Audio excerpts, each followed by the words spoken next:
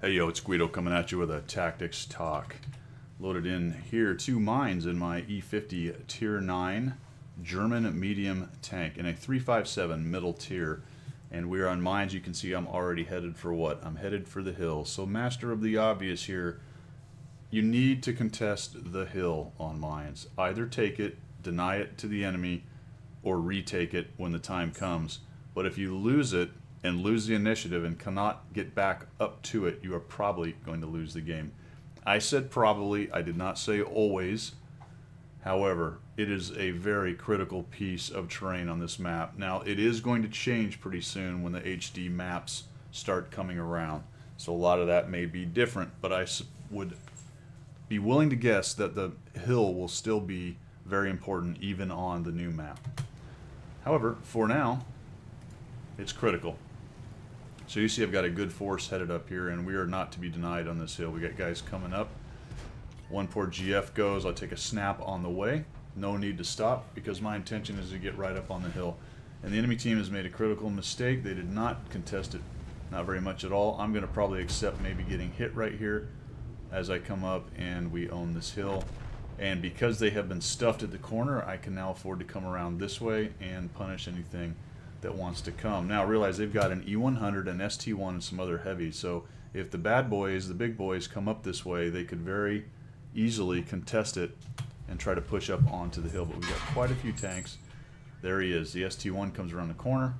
I punish him a little bit when he does that, and now they're in a bad way. You will notice that there's no arty on this map. So what I'm doing here with the side scraping, I can't really do with arty, especially if it starts to pay attention to me. But we've got them all stuffed back in there. I'm taking hits right there from the 34-2. Not a huge danger to me, but if he starts loading gold, he could start to pin me. So I do need to deal with him a little bit. But now he's busy with some tanks in front of him, and he's lit, so I'm not as concerned. I'm going to see if maybe I can get a shot on him right here. Now this Leopard PTA knows I'm working this corner. He really starts to get kind of in the way right there. We need to work together. Get the ST1, put one into him, and that's just that fantastic accuracy on the E50. Leopard PTA, let's talk about this for just a minute because he probably did not see what he thought he saw. I came in there and shot. He probably thought the ST1 had fired at me, but he hadn't. He'll pop out and take that hit, which is fine by me because now I can come in here and do that. So a little bit of misunderstanding about who's shooting who. Comes out there, doesn't get a shot on the M449, and boom, he brews up. So there goes that guy. And maybe I can use a little bit of armor here from him. A little bit of free armor.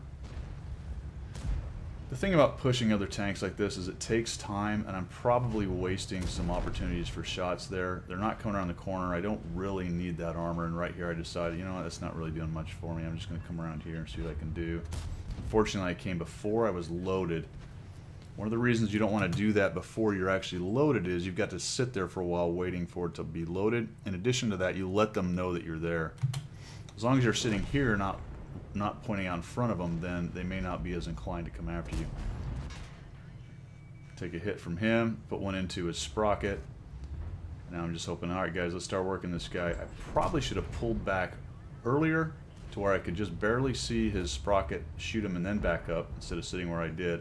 I'm lucky that because I angled it, I'm able to avoid getting hit. Until the 4202 makes a little shot on me right there. I got Suki moving up in his 121, put a shot on the 8.8, and you can tell that now we're starting to swarm these guys. There goes the WZ, he's going to get their attention. Getting around behind him, there goes the 121, he takes a hit, gets tracked, someone kills him. Unfortunately, a bounce right into that guy's strongest armor. I do have a TD back here, so I don't want to go putting my side to everything, so I'm going to take a nice shot with a really accurate E50. Oh, wait a minute. I'm going to miss that guy. He gets nuked by our E100. And that seemed like we were going to have a really good time in there, but for a moment they actually were able to give us pause. There's still a T-49 hanging out in the back. I don't know why this guy's sitting here in the corner, but he does. And now a prototype trundles by. And I'm going to come back around here and start taking the rest of the damage. Get a snap on that guy. Outstanding. That's not the end of the good RNG. Watch this one. 34-2 is trying to run. I am a moving E50. I'll just fire one off and right into his side. Although I do pay for that with an ammo rack from that guy. And it is clean up on aisle 2 time. So I said it was the master of the obvious here. I think most people who watch my videos probably understand how important the hill on mines is, but I continue to see teams not contest it very hard. So that means some people don't understand it. And I've got the phone ringing at this point. Obviously some people don't understand it, so just know that the hill on mines is critical terrain.